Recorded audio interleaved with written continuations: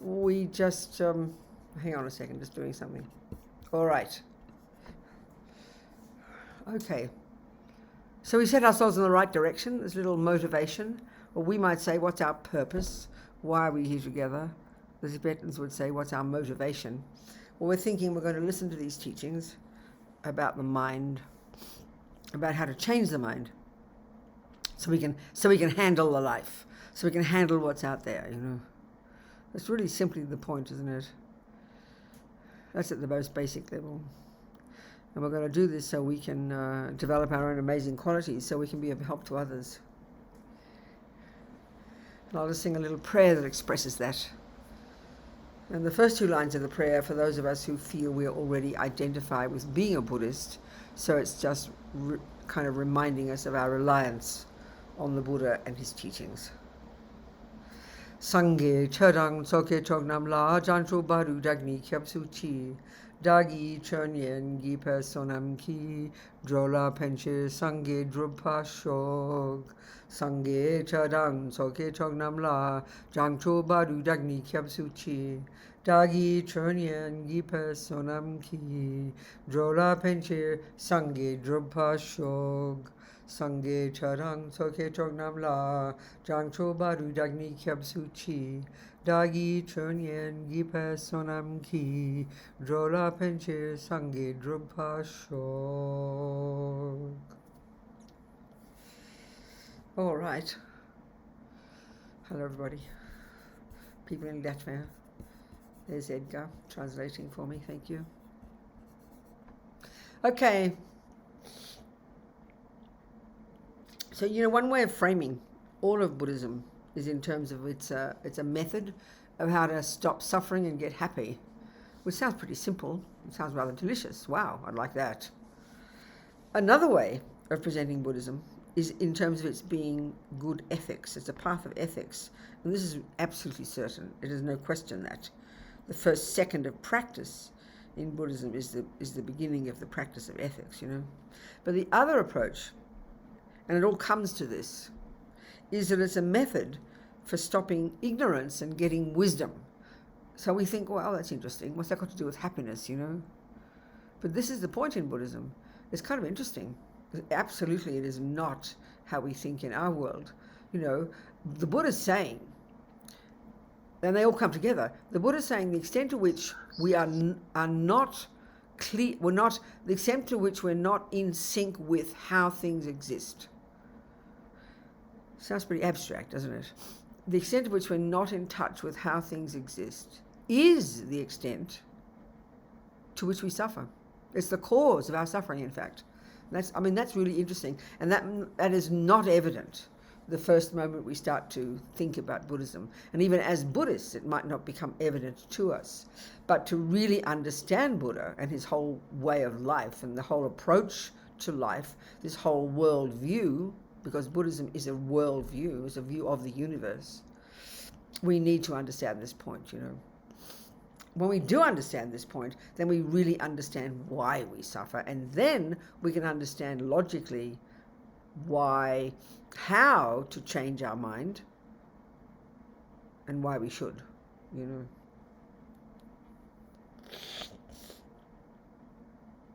the other point you could say is, the extent to which we are not in touch with reality, and therefore the extent to which we suffer, is the extent to which we harm others. Now this is really fascinating, And this is logical. It fits completely. But the wisdom one is kind of curious, because if you think of the way we think of wisdom in our life, we can think of some genius mathematician, some brilliant physicist, some of the best brains around, We know perfectly well they can know everything about everything, but they'd still go home and beat up their husband and children and be neurotic. So we don't think of wisdom as having anything to do with getting happy. You think about that. It's very interesting, but this is exactly the Buddha's point. This is the Buddha's point. So let's look at that logic, the relationship between ethics, happiness, and wisdom. Because it's very fascinating. Well, the ethics part, is about behavior, isn't it? ethics, good ethics, morality, moral behavior. It's about behavior. And behavior, obviously, is the way we interact with each other, isn't it? Through these bodies. We have these bodies. We have bodies and we have speech. Well, the very first level of practice in Buddhism, the very first level, as Lama Zopa says, the first thing to do this second, to start right now, this second, is stop harming sentient beings.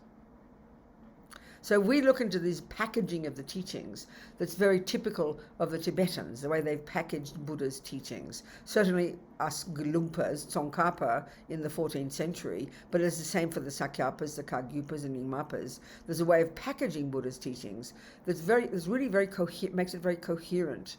And in particular, it makes it doable according to the levels of teachings. So we know very well when we when we learn any body of knowledge, you learn it gradually. You learn the simple stuff first, then it leads you to the more advanced, and then to the most advanced. We really get this. This is absolutely logical. Every body of knowledge you ever learn, music, mathematics, cooking, it's gradual. Junior school, high school, university, like that. Well, I like to use that as the analogy. It really does help us. As we know very well, Lama Tsongkhapa, in the 14th century, he presented his Lam Rim, his way of packaging, this gradual path it means. And as Lama Zopa puts it, respecting the lineage, speaking like a 14th century person, which is how Tibetans talk, because, their Dharma kept totally intact in Tibet until the dramas happened 60 years ago. So they were talking like 14th century, 12th century people. As he would say, the first level of practice is the teachings and practices suitable to the disciple of the least capability. Well, that's quite a mouthful, isn't it? Why not call it junior school? I mean, it works. Then, of course, you've got the teachings and practices suitable to the disciple of the middle capability, and then the greatest capability. Well, that, junior school and high school, why not call it that? That's the wisdom wing, this other analogy, the wisdom wing. And that's all the nuts and bolts of Buddha's teachings about the law of karma, about the mind. That's the stuff that we use to put ourselves together. That's the work we do. We need to understand karma and understand the mind, because these are the approaches that we apply in our daily life to get good ethics and to transform our mind. If we finished the job there, if we graduated at high school, that means we would have achieved our own nirvana, our own cessation of suffering and its causes. But we can go on to university. We can go on to the teachings and practices suitable to the disciples of the greatest capability, which is the Mahayana component, the compassion wing. We can add bodhicitta to the mix. And then when we graduate, we become a Buddha. Of course, we can add, if we're in Tibet, if we're Tibetan Buddhists, we would go to postgraduate and we would add Tantra. So these analogies work very nicely, because the moment we say them, it makes us understand its levels of knowledge, levels of practice. But it's hard for us, even when we begin to be Buddhists, it's hard for us to understand where all the teachings fit in that structure. But it's crucial to understand it. It is crucial. So, for example, compassion is the point, really, of Buddhism, helping others, becoming a Buddha, so you're perfectly qualified to help others. And many people who are, have good hearts and like the teachings of compassion. That's why they like Buddhism.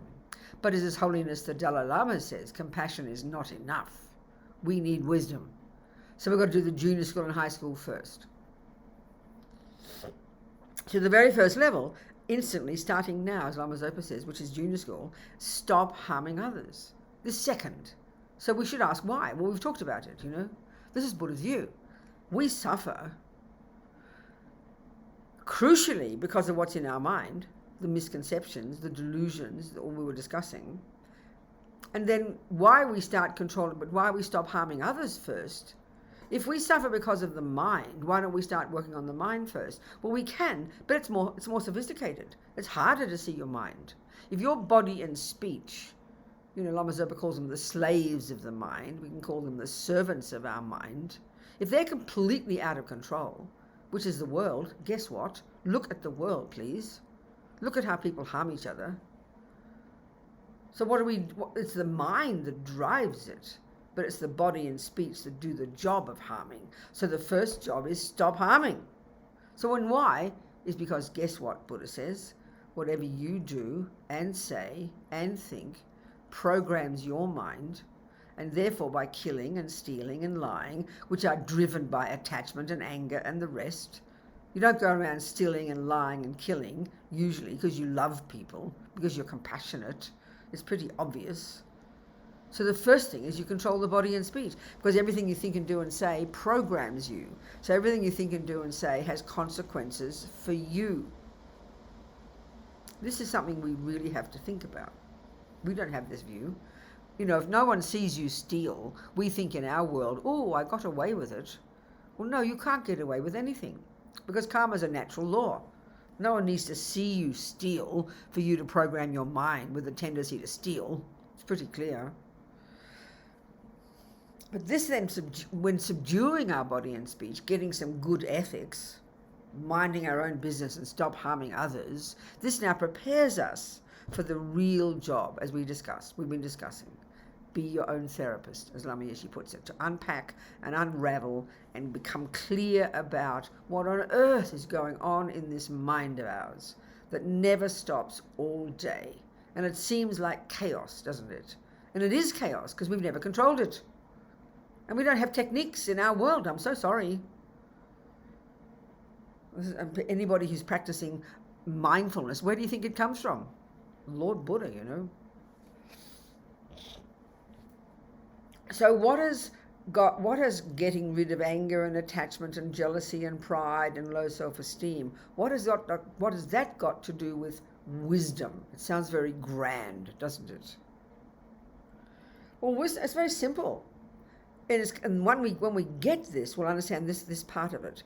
One aspect of all these unhappy states of mind is evident. They cause me suffering. They're disturbing emotions. And, you know, this ought to be enough for us to stop wanting, to attempt to control anger, attachment, jealousy, pride, low self-esteem. That ought to be enough for us, the fact that it causes us suffering.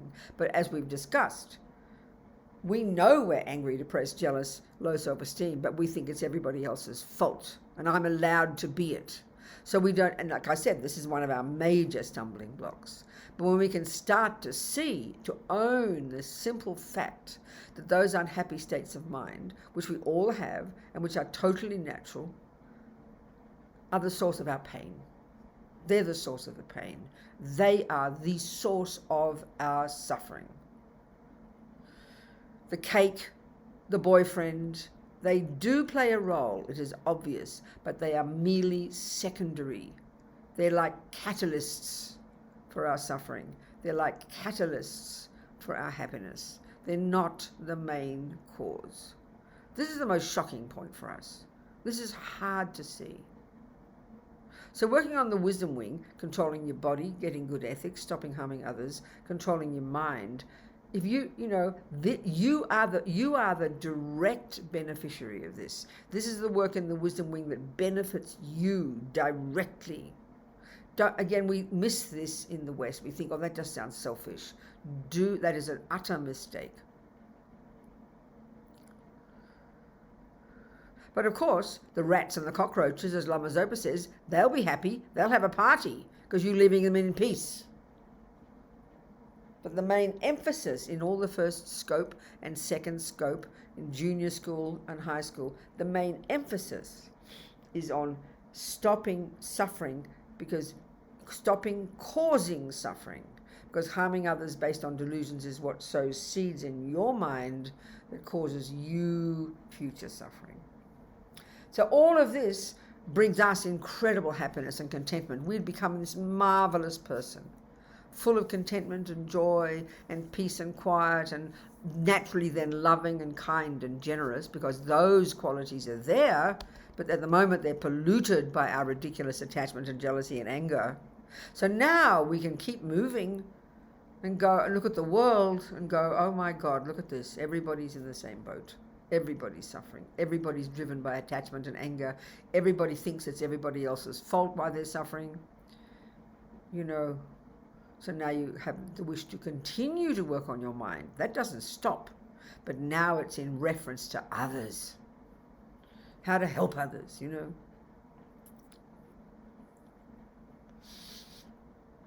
So the stopping harming others is the ethical part, and that goes all the way to Buddhahood.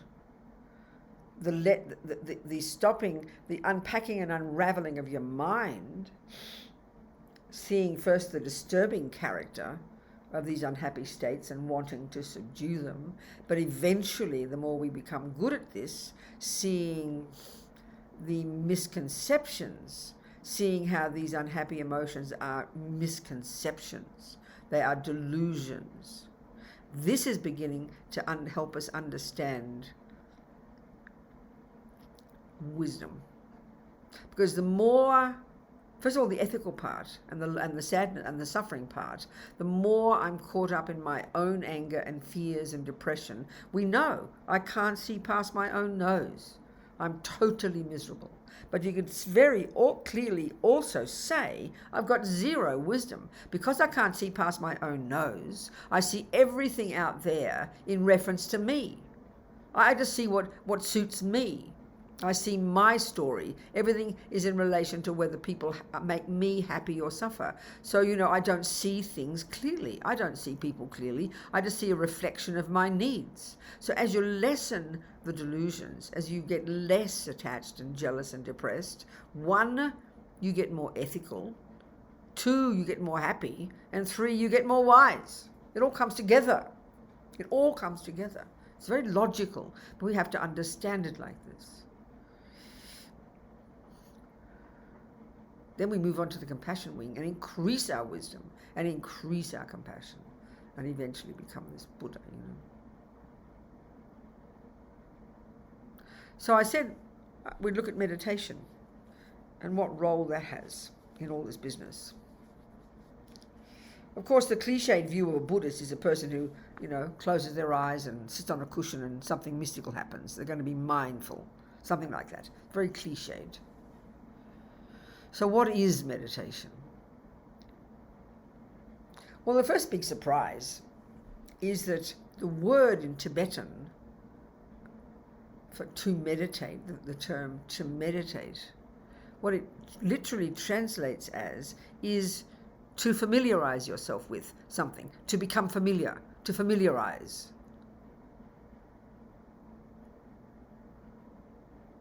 That's very surprising, What's that mean? Then you'd ask, well, familiarize myself with what? In a way, that's just called learning something, isn't it?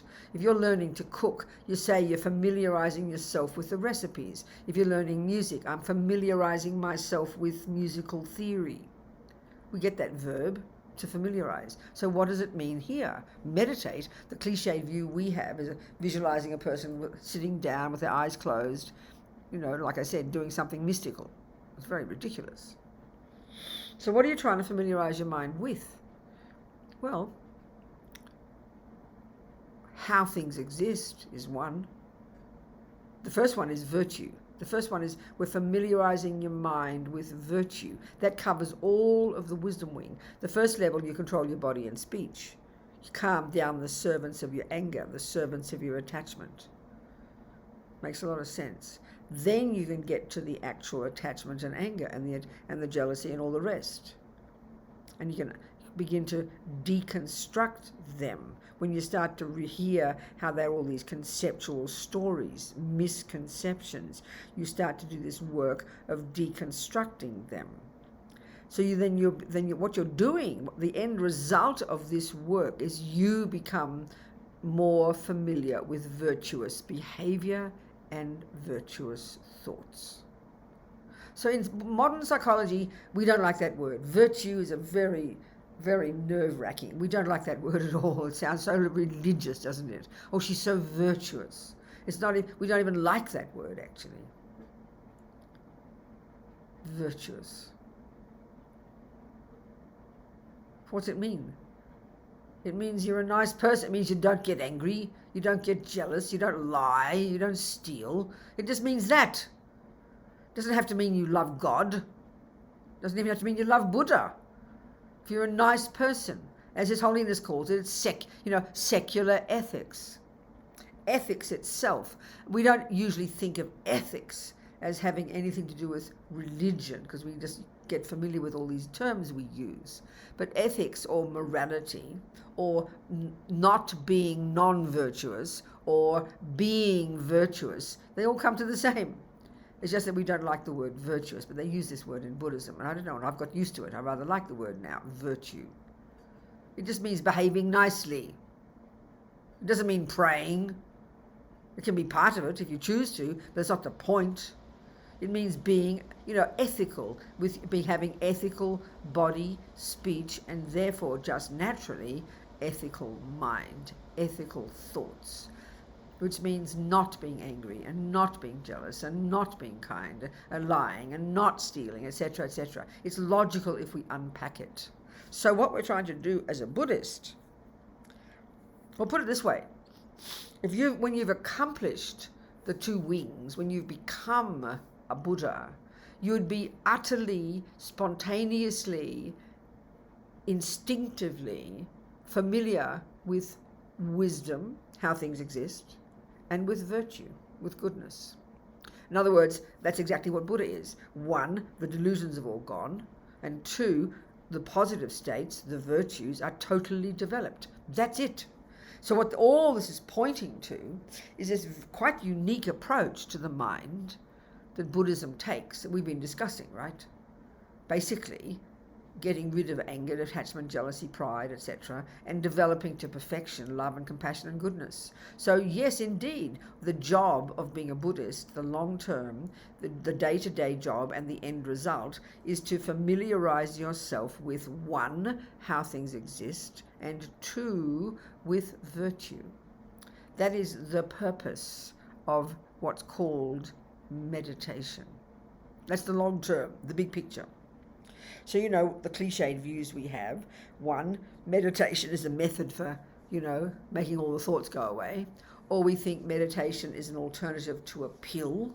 Or we think meditation is some kind of magical thing, that something mystical happens. Or I had an amazing meditation today, like some kind of experience. We think of it as an experience. We think you're supposed to have an experience. I mean, it's so cliched, it's almost embarrassing. It's ridiculous, I mean, you can use the word meditate in any way you like. Buddha does not own it.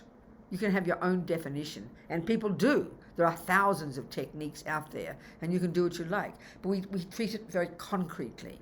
We have a very absolute view of what it is, So let's look at the Buddhist meditation. There are 2 kinds, basically. Millions of techniques. Once you understand the principles of the techniques, these 2 modes of meditation, you can make up your own. Of course you can. Buddha doesn't have any copyright on it. So, okay, the first kind of meditation, which is the one that's mostly known, is called, we know there's in the Sanskrit, it's known in terms of its end result. It's called calm abiding. Sometimes other translations are used. Calm abiding. Shamatha in Sanskrit. So what this is a brilliant psychological skill invented by these genius Indians well before the Buddha in their pursuit of the discovery of the nature of self. As His Holiness the Dalai Lama says, it was these amazing Indians more than 3,000 years ago who were the ones who began the investigation into the nature of self. So this technique, Lord Buddha went as far as he could go in this system, and then he diverged in his own direction. And this is he didn't throw out everything he'd learned, he carried it on. He got his own interpretations of things, but he kept everything, much of what he learned so far. And but this technique is still a living, existing, extant technique being practiced by millions of people. And this concentration, this single-pointed concentration, because that's what calm abiding is. It's a state of subtle concentration. single-pointed concentration, samadhi. Shamatha is a level of samadhi.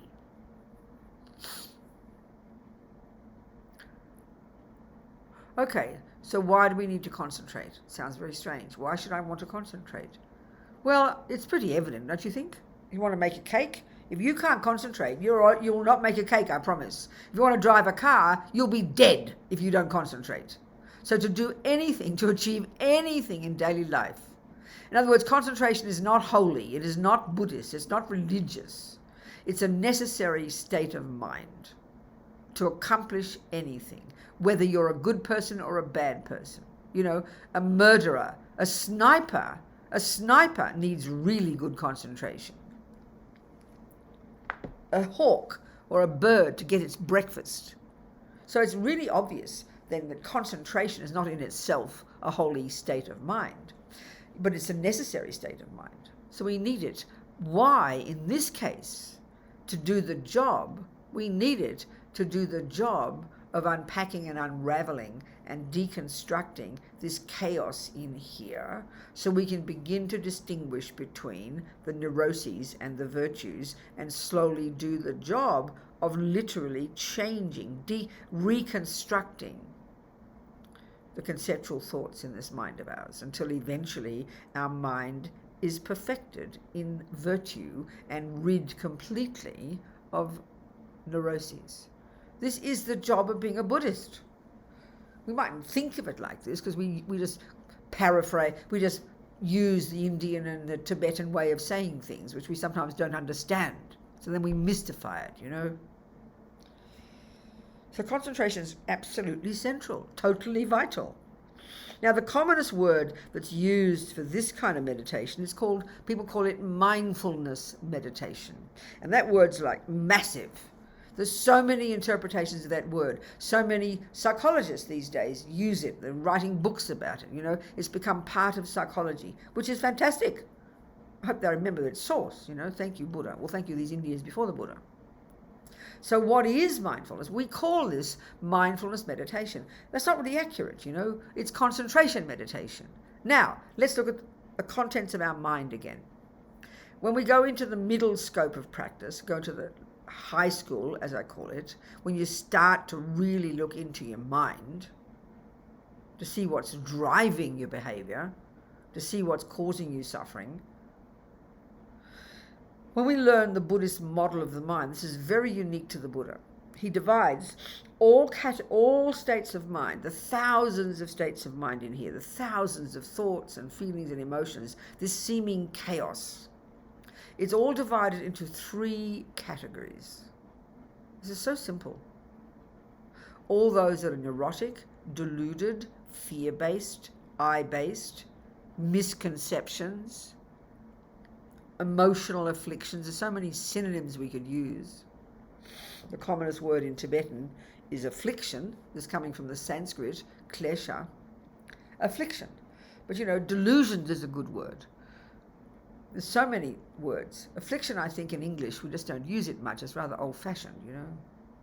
I never use it. But it's very easy what it means, you know. When you have an affliction, you have a problem, don't you? You have an illness, let's say. Well, what kind of illness? This is shocking. It's a mental illness. So attachment, anger, jealousy, anxiety, depression are afflictions. They are illnesses, and they're mental illnesses. This is very shocking to hear, isn't it? We just think we're normal. We are. Well, Buddha just says we're all mentally ill. It's just a question of degree. And that's literally what Buddha's saying. And I mean literally what Buddha's saying. So, the next lot, the next category, these are our saving grace. Goodness, virtue, love, compassion, kindness, generosity, forgiveness. We know these. These are the source of our happiness and the source of why we do kind things to other people. The job of being a Buddhist is to distinguish between these 2 lots. That's it. Being your own therapist. Not kidding. Now, what's the third lot? Well, they call them neutral, which is really confusing to us, but it's in reference to there being neither negative or deluded, nor positive and virtuous. They're neither the first lot nor the second lot. You've got to think about this. Neutral doesn't mean they're not important. It means they're neither negative nor positive. So what does that mean? What are examples of this? Well, again, remember, anger, attachment, jealousy are examples of the first lot, the neurotic ones. Love and compassion and kindness are the examples of the second lot. The third lot, I call them the mechanics of the mind. It's easier to understand. Concentration, alertness, attention, intention. There's many of these. And these get, we utilize these mechanics in concentration meditation in order to cultivate concentration. So one in that third category is called mindfulness. So we got all these bells and whistles on top of mindfulness these days. We think of it as a virtuous state of a mind, a holy thing you're doing. I'm becoming mindful. People use it like a big stick. Be mindful. You're not being mindful. What does it mean? It's actually this word.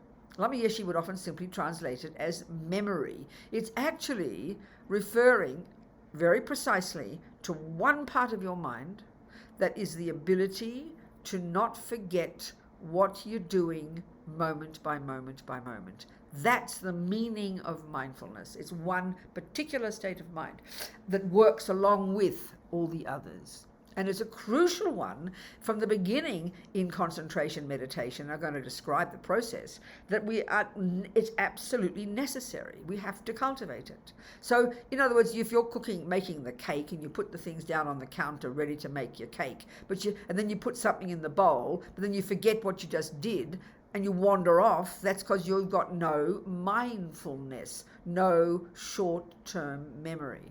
So it's vital we get this. You will perfect it in this concentration meditation. So let's look at what we're trying to do. We'll look at what concentration meditation is then. Well, the Buddha started with getting it. So, okay, why we should do it? Because we want to get the mind to be more steady, more clear, less chaotic, so we can do the inner job of unpacking and unraveling what is going on in there day to day, not just on your cushion, so that we can slowly start to identify attachment and anger and jealousy and all the rest, and stop and to not follow them, and identify the love and compassion and kindness and generosity and to follow them. This is the day-to-day job of being a Buddhist. So the more we cultivate good mindfulness, good alertness, good concentration, the more capable we are of doing the actual job in day-to-day life, not just on your cushion, of being a Buddhist, Buddha is a brilliant psychologist. It's not sarcastic. It's a totally perfect truth. His expertise is the mind, how it functions, what it is, how to change it, how to develop it. So one of the first concentration techniques Buddha taught. Okay, when you do concentration meditation, what's involved is this. You need, this is the first mode of meditation, by the way. This is the first mode, concentration meditation. You can use different objects to concentrate on, but the technique is the same. You're trying to not follow the thoughts. You're trying to get mindfulness, get concentration, all those things, right? The second kind of meditation is the real job. That's where the work happens. The first one is just preparing your mind. And technically, the first one is not Buddhist or virtuous or religious in any way. It's just working. It's not Buddhist. Lama Zopa says thieves need mindfulness. You really got to understand this. What makes something virtuous is the motivation that informs that action. Some actions of kindness and love and compassion, they are in their nature virtuous, it's true. Some things are not in their nature virtuous, like lying and stealing are not in their nature virtuous. And some actions are in their nature virtuous. But watching your breath is not virtuous. Being mindful is not virtuous, because those states of mind are neither virtuous nor non-virtuous. So don't misunderstand what it means. We make all these, we don't study the Buddhist view of the mind precisely enough. We're just too vague, We need to, the Buddhist view of the mind is and it's studied in such depth, such clarity. We need to understand this if we want to understand Buddhism. What makes mindfulness virtuous is why you're doing it, is your motivation. This is so important to understand, So, okay, what you're trying to do in concentration meditation is you get something to focus on. Because the mind is so chaotic, isn't it? We've got to focus on something. We've got to take something to focus on. So the first things he got us to concentrate on is the breath. There's different ways of doing it. And so one is, for example, you locate the sensation here, when you breathe. I can't breathe very well these days. Here in Santa Fe, it's famous for having allergies. And I never had allergies in my life. I can't believe it. It's all you do is sniff here and try to breathe, because apparently there's all these juniper trees, and it has enormous amounts of pollen. I don't know that's what they tell me. So if you're lucky enough to breathe through your nostrils, otherwise you'll choke to death. One of the objects of concentration is you locate, first of all, before you start, you locate the sensation here, so you'll notice it when you go in, when you breathe in, it's slightly different from when you breathe out. But roughly speaking, this is the area of focus. Now, there's nothing holy about the breath. This is because it's convenient. You breathe anyway. So you take that and you use that as your focus. You can use other things. You can use your abdomen. And in the end, you can use anything you like. You can focus on your shoes. You could. Try to get the point of it. Don't think of it as holy. This is a practical psychological skill, that the Indians perfected. They're geniuses at it. So you take that. So then what you would do, you'd simply, start with 3 minutes. Forget about 20. 99% of the time you'd be spacing out. It's not even valuable. Start with 3 minutes, 5 minutes. I remember doing a Mahamudra retreat with Lama Yeshin, and he made us, entire month. And when we did our meditation sessions, he would get us to do 5 minutes. Because 5 quality minutes is far more valuable than just 20 minutes of sitting there because your body is quiet. You think you're meditating. No. So you're focusing your mind on the breath. Now let's analyze. It's interesting. Let's analyze, what bits of my mind are working on this? This is the analysis Buddhism has of the mind. It's totally fascinating. It's so brilliant. There's all these parts of your mind doing their job, all working together to have an experience. Excuse me. So, the parts of your mind that are mainly working, your reason for sitting on your cushion to get mindfulness, that's the virtuous part, because you want to develop concentration so you can be your own therapist, so you can be, unpack and unravel your mind, so you can stop harming others, so you can be of benefit to others, so you can become a Buddha. That's your motivation. Wow, that makes the concentration virtuous. So that's the virtuous part. That's your motivation that compels you to sit down and do it. Now, what's the bits of your mind that are working on that cushion? Well, you've got to have them. There's various parts. First of all, there's you've got to locate. There's a technical job of locating the breath. Well, the main part of your mind, there's many of these neutral or these mechanics of your mind, and some of them working all the time. One is called intention. Not the word like good motivation, that's different. Intention is volition. I will. And if you want the essential meaning of karma, this is it. Mental action. Intention. Intention is there every millisecond. Intention drives every tiny thing we do. Our tragedy is mostly we're programmed. We don't notice 99% of the time, But intention is the vital one. Then The next one is attention. So I will watch the breath. That'll lead you to do it. Then attention homes in, and that's the part of your mind actually doing the watching. This is a really interesting point. We will say, I am watching my breath. I am watching my mind. And we get all caught up in this business of I. Well, if there's no I, how can I meditate? We get all confused, Well, think about this. I will say to you, I am holding my thermos. It's the truth, isn't it? This is true, isn't it? But let's be more precise, please. Which part of me is holding my thermos? My right hand. Which part of my right hand? Well, you can locate each finger. The index finger does a particular job, the middle finger, the pinky, the thumb. Each has its own function, all together working to say, truthfully, that Robina's holding a mug. So the same with your mind. Let's be precise. Let's be precise. I am watching my breath. Which part of you, Robina? Oh, okay. What have I got? I've got a body. Well, that's not watching my breath. I've got a mind. Aha, there we go. My mind is watching the breath. Now let's look at the mind. Which part of your mind? Intention is deciding. Attention. Pay attention, we'll say.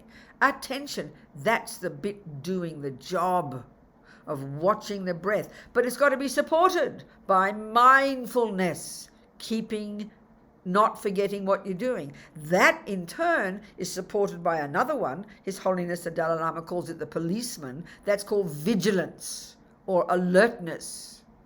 All these bits, we don't notice one bit from another, do we? We just have this big lump of I.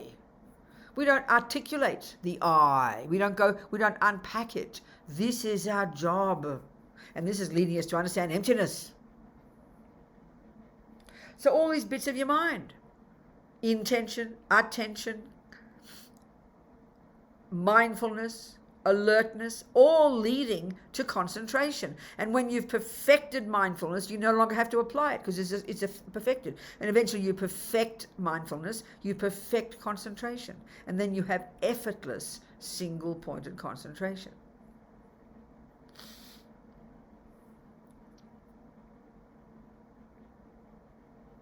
So your attention you'd locate and okay, good. Another one, discrimination.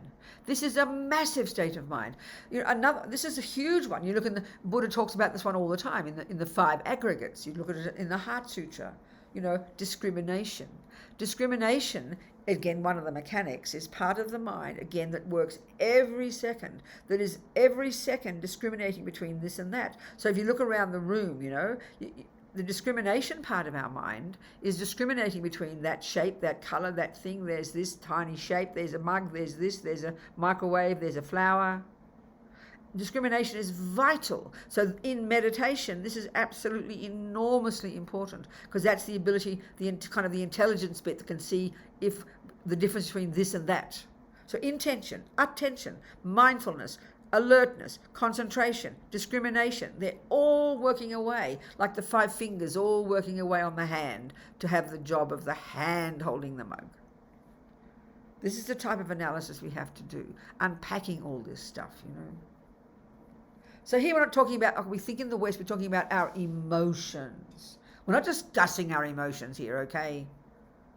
We're discussing these mechanics of our mind. These are the ones when we've all working together. What will bring the state of concentration.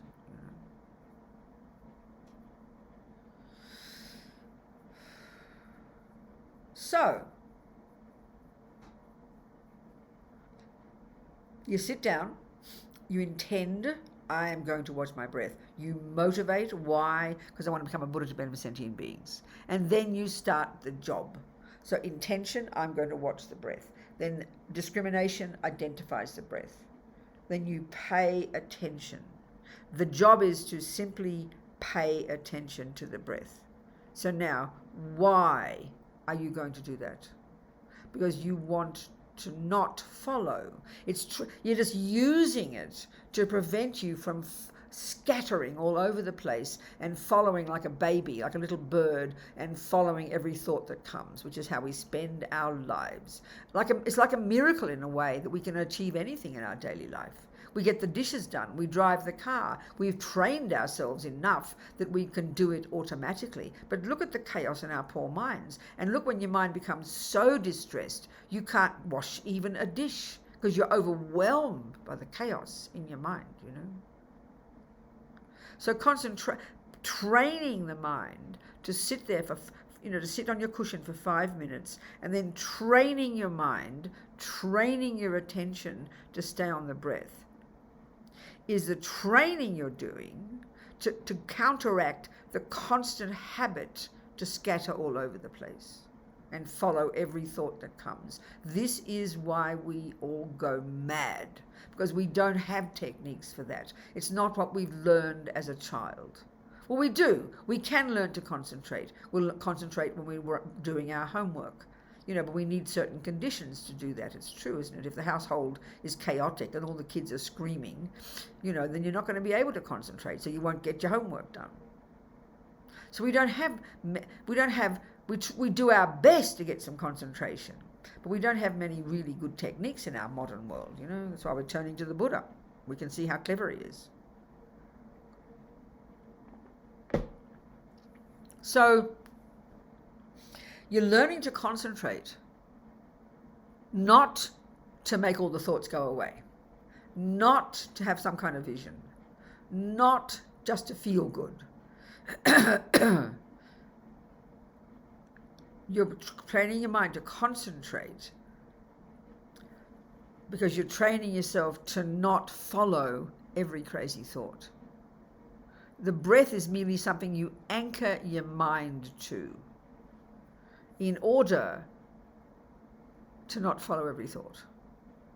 So ideally, so the whole technique is described in the texts in terms of 9 stages of cultivation. And the main thing, the 2 main parts of our mind that we are training ourselves to go past are the tendency of the mind to be totally berserk, as we just discussed, excited, they call it, never stopping thinking, chat, chat, chat, chat, chat. We're learning, training ourselves to not follow that. And the other extreme, we know this one, when you sit down to meditate, the other extreme is the mind becomes very dull and eventually you go to sleep. So the whole of the 9 stages are described in terms of the ability to lessen the excitement and lessen the dullness. And as we lessen those, we progress in mindfulness, we progress in vigilance, we progress eventually in concentration until eventually we've perfected concentration. You don't need to employ all the other bits because now you've perfected concentration. Now, Lama Yeshin, in his Mahamudra book, came out last year. It's a wonderful book. It's a technique that's common in many traditions, but we Gelugpas got it from, of course, we got it from Milarepa and the Kargyupas. And it's one of the main techniques there's a sutra approach, and of course it leads to the tantric approach, the tantric Mahamudra. But the technique is just using these 2 modes of meditation. But the difference is the object of concentration in the first mode of meditation is the mind itself. And this is Lama Yeshe was commenting on using one of the first Panchen Lama's text on Mahamudra. There's a wonderful book published, edited by Alex Berzin, that came out in the 80s or the 90s, but it's based on a teaching that His Holiness the Dalai Lama gave in Dharamsala, in His Holiness's temple in 1982. It's a teaching that it was an event in Lama Yeshe, we called it the Dharma celebration. It was actually called Enlightened Experience Celebration. And there were two. This was the first one. And about 700 Westerners, Lama Yeshe and Lama Zopa students, we went to India and Nepal. And for 6 months, we had these, 6 months, I think it was 6 months. I forget. Yeah, 6 months. We had all these teachings. Amazing, amazing experience. Lama was so kind. And one of the key events, was the teaching on this text by His Holiness in His Holiness's temple in Dharamsala. And Alex Berzin then put it together. He was the translator, I think. No, he wasn't. But he took it and he edited it. And it's now put together. It's called the Kagyu Gelug, or the Gelug Kagyu Mahamudra. It's a wonderful commentary, and His Holiness gave a commentary on this text, and he mentioned all the various techniques, all the kinds of Dzogchen, all the kinds of variations the Sakyapas use, all of them, how they all are variations of this technique, and how they all are similarly leading us to see the nature of our mind. So Lama Yeshe's commentary is very sweet. And Lama Yeshe requested His Holiness to do this. But this book is Lama Yeshe's commentary that he gave a couple of years later in Australia. And it's published now. And in that book, Lama talks about some of the qualities. I mean, Lama always tried to make us excited, because he brought Dharma down to earth. He was so incredible in his ability. He met Westerners in the mid 60s. He met his first Western student, an American European woman. Lama always called her a Russian princess. In fact, she was Ukrainian aristocrat, but Lama liked to call her a Russian princess. It sounds good. Her name was Zina. Anyway, she was in America, and then she came to India, like a lot of people at that time, India and Nepal, looking for drugs and enlightenment. I don't know why hippies think drugs and enlightenment go together, but it seemed to be, it did. So all these hippies, and then she met the Lamas in Darjeeling, and she became their student and became a nun. And then they moved down to Kathmandu, and then eventually they moved up to Kopan Monastery, on a hill up above, Bodh. So Lama, from the beginning, I mean, it astonishes me when I edit Lama's books. It just astonishes me. In his crazy English, he had absolutely chaotic English. There was no structure. But he just knew the right words. It was quite remarkable. I remember some amazing man. He was a Sakyapa mostly, I think. His name was Gene. God, what's his name? I forget. He's dead now. He's a famous fellow, and he lived in India, and he was actually Gene Smith. He spoke Tibetan. He was a Sakyapa mainly, I think, and he went to India in the 60s, and he was employed by the American Library of Congress, which one of its jobs is to collect copies of every book on the planet. I think so. I can't remember. I think it's that. So then his job, he was employed by the American government for 40 years in India to collect every Buddhist text, every Buddhist book. So he did an incredible job in doing this. It was remarkable, So he had, I remember when he was living in Boston for a while he worked for Wisdom. He usually lived in New York. And I remember I went to visit him in his 4-story house. Every room there's a Sakya room, there's a Nyingma, there's a Tantra, there's a this, there's a that. He had these thousands of texts. So eventually one library, the Rubin Museum, I think they in New York funded him, and now it's all online, it's all digital. Anyway, the point is, he was a friend of Zina, and he met Zina in India, in Darjeeling, and he met Lama Yeshe and Lama Zopa back in the late 60s. And he said he could not believe Lama Yeshe's English. It was completely ridiculous. But he had this incredible ability to communicate. He somehow, for me, I think I joke that Lama Yeshe was born a hippie. He just knew how to talk. Now, anybody who's really familiar with the way Tibetans teach, you will see how remarkable that is, because they literally, Buddhism in Tibet is amazing. The good thing was it stayed intact.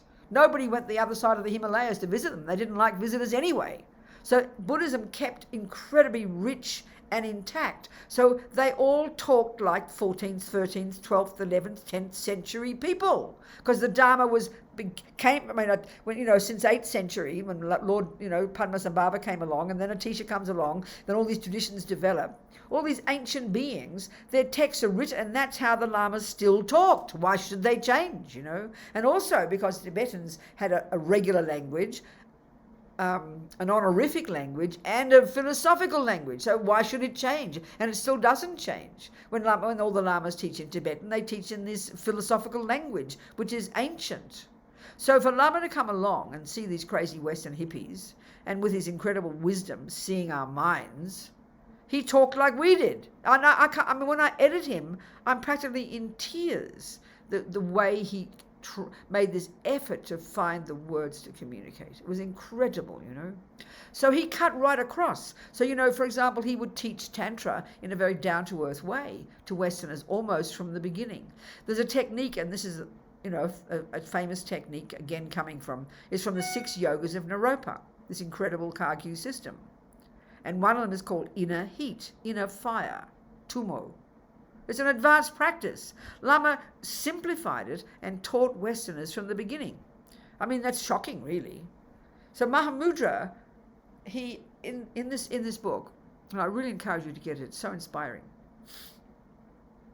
Lama talks about some of the qualities that we would accomplish if we got single-pointed concentration. I mean, it sounds like science fiction. We can't believe it's possible. I mean, I should read you to inspire you, In fact, I might even do that.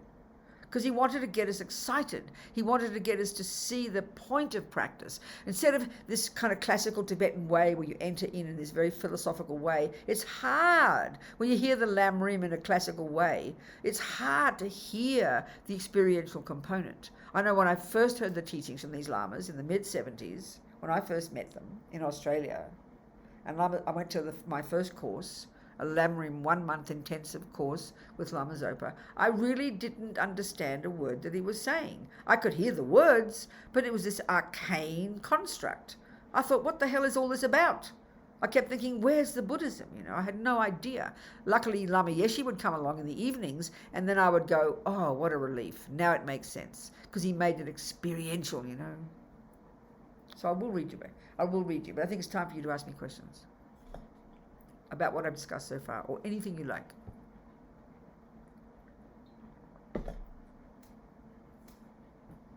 Gratitude to them.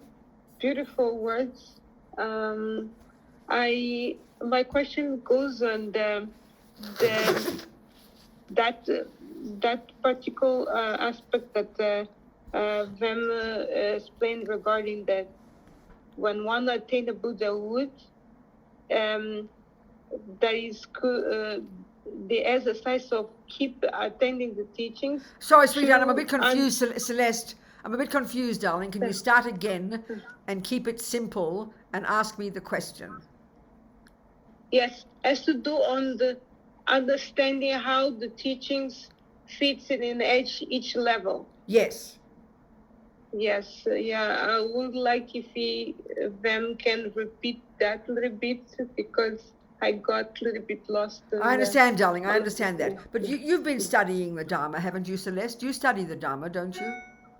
Yes, yes. You do. Well, I think all the books, where do you go for teachings?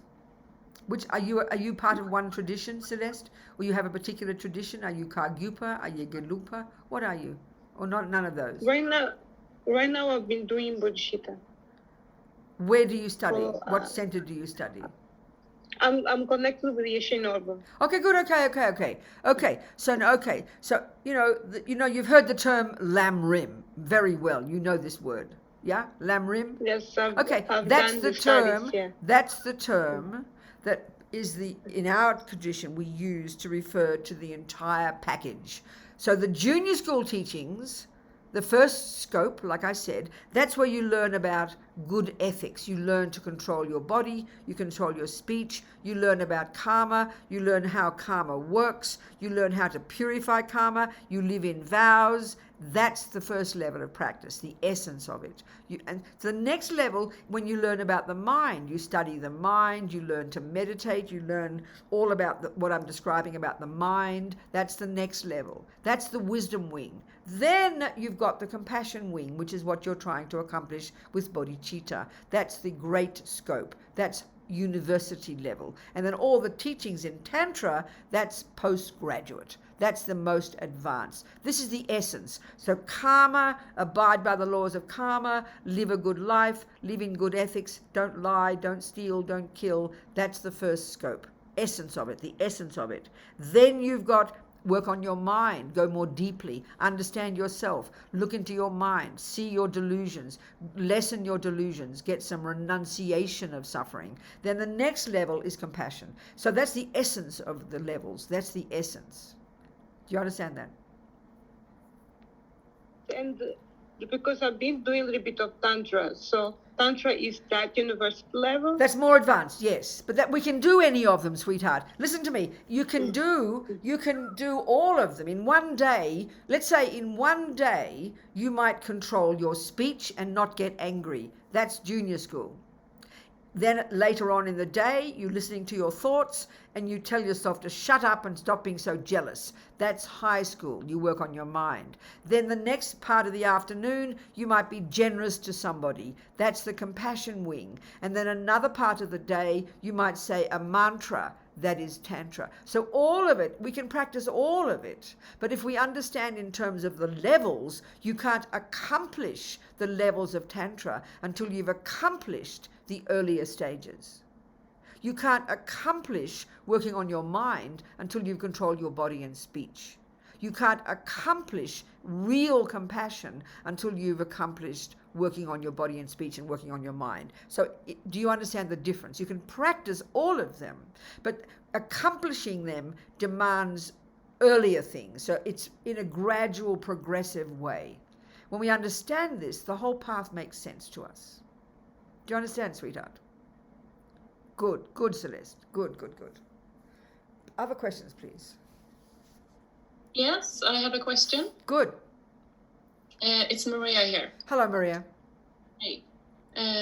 When you have a wish to change your mind for the benefit of others, and you want to use your actions and speech for that, yes, but you sort of end up being a bit stuck in thinking about your actions and speech before you do them, and that you end up being a bit passive and restrictive because you sort of think about it too much before. Yes. So I'm wondering sort of how to trust your inner potential and keep being in a flow where you can have good actions and good speech. No, it's a really good point, Maria. Thank you so much. So it seems like, I mean, a person who would be like that actually is a person who's got good ethics. I mean, a person like me who's very volatile, I never control my speech for 1 second.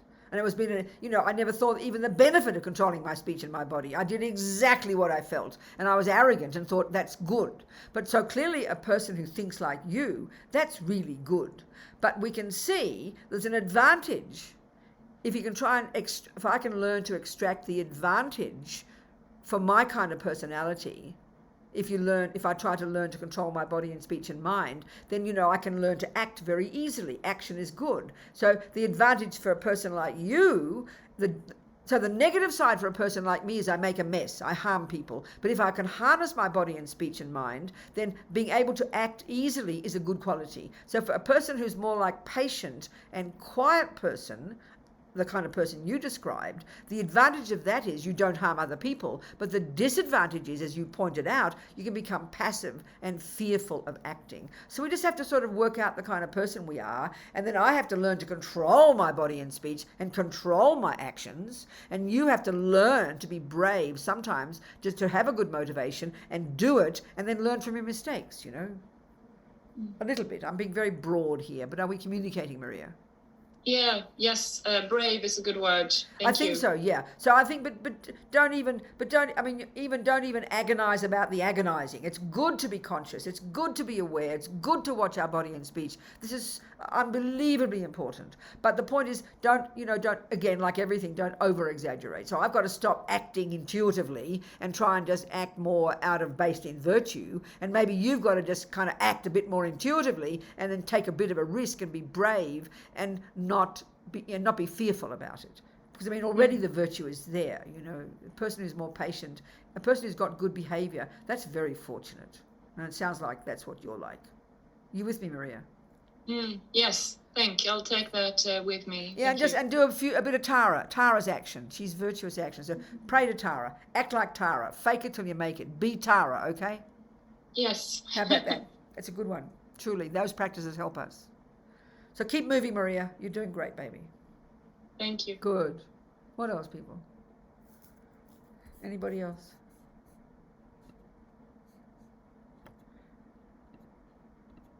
Nobody else? No questions? No questions for me? Can I ask a question? Absolutely. Go. I have, I work in customer support now, and many people, I have to be polite Yes. all the time and answer their questions, but they can answer me not politely. It's true. No, I know it must be a terrible. I mean, that must be a really hard job. I know people get enraged and angry and abusive on the phone, don't they? Yes, well, I'm lucky enough not to be on the phone, but we have a live chat. Okay. And in that live chat, at the end, person can either give me a red like Yes, or exactly. green dislike. Oh my God. Oh my God.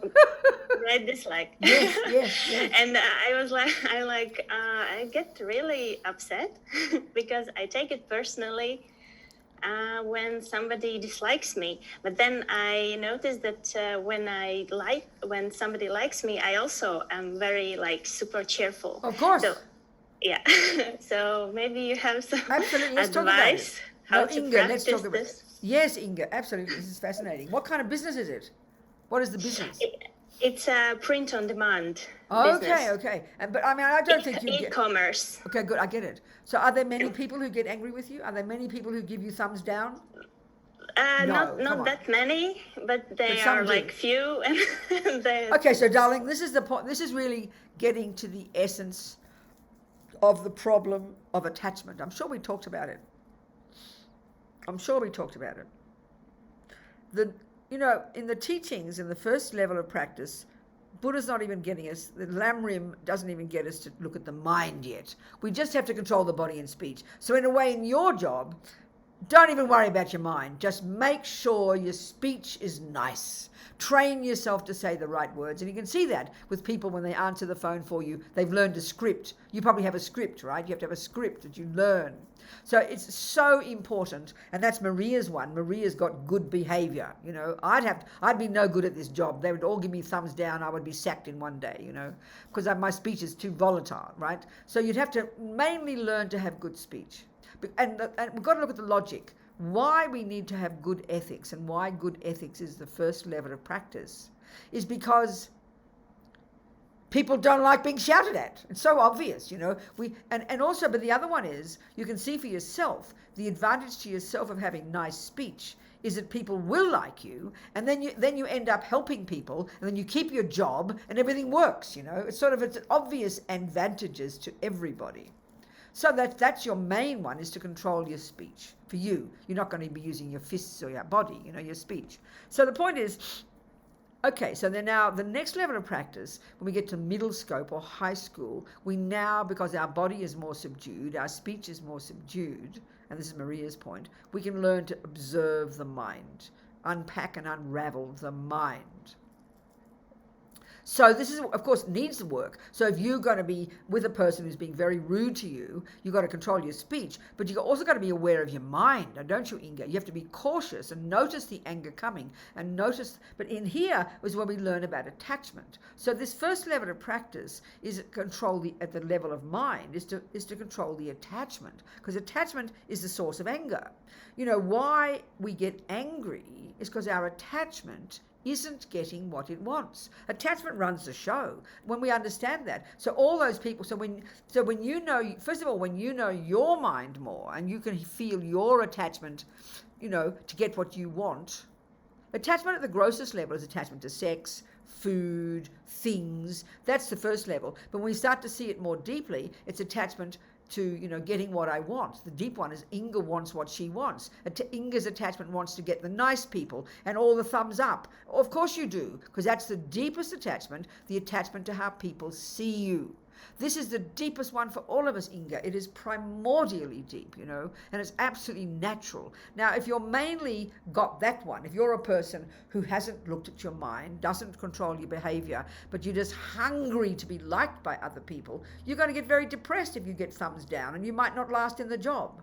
But if you realize it's just the deepest attachment, then you can kind of, you'll be more in control of it. Because the point is, no matter how you know this, all of us in our own lives trying to make your mother happy. Your mummy's always unhappy, let's say, always dissatisfied, always complaining you don't love her enough, always complaining you don't come to see me. If we've got this strong attachment to be liked and approved of, that will be exhausting for us, because we judge whether we're a good person or a bad person by whether people like us. So if mummy's never happy, we will keep assuming we are a failure. But no, you're not a failure. Mummy's the problem. She's got this dissatisfaction. So in the job, it's the same. You must have control body and be nice to people. You must control your mind and see what's going on.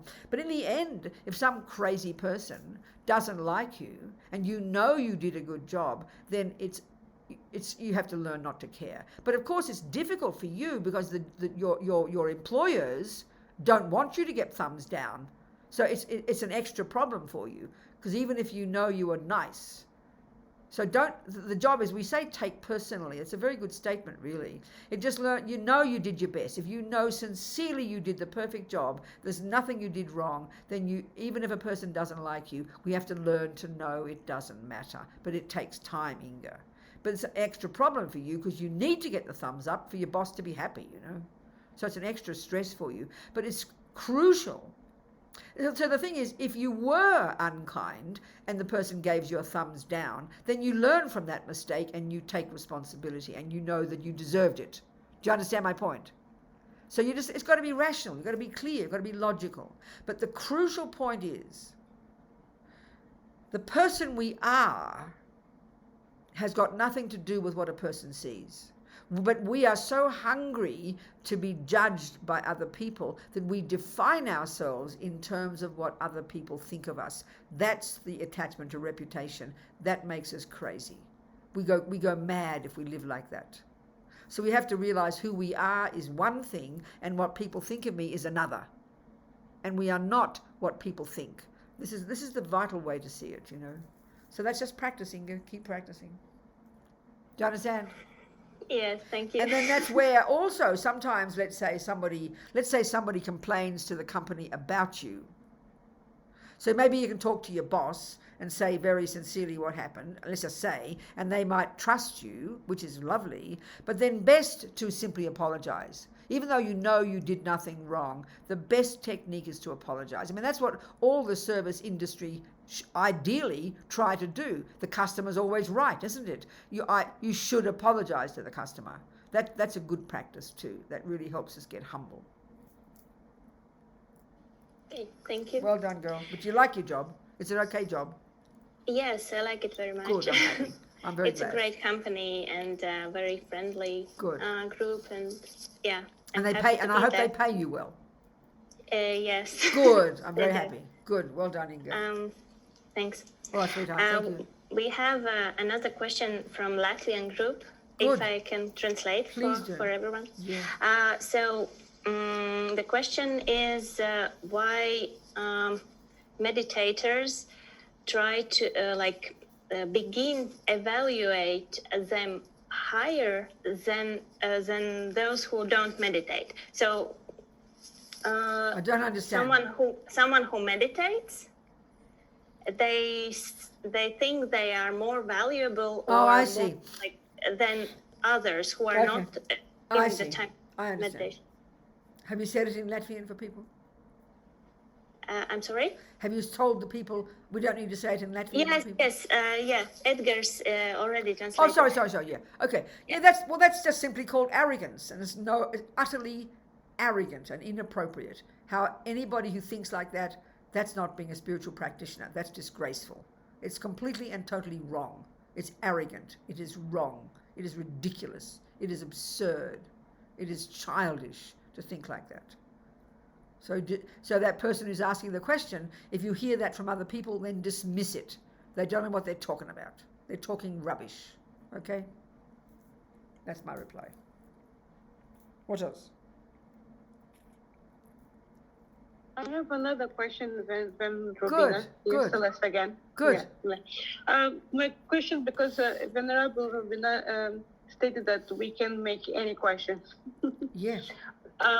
So my question goes on how the practitioners of Tibetan Buddhism, those who follow Mahayana, how can we, when we counteract with the challenge of being discriminated, facing sort of a religious practice discrimination, and how can we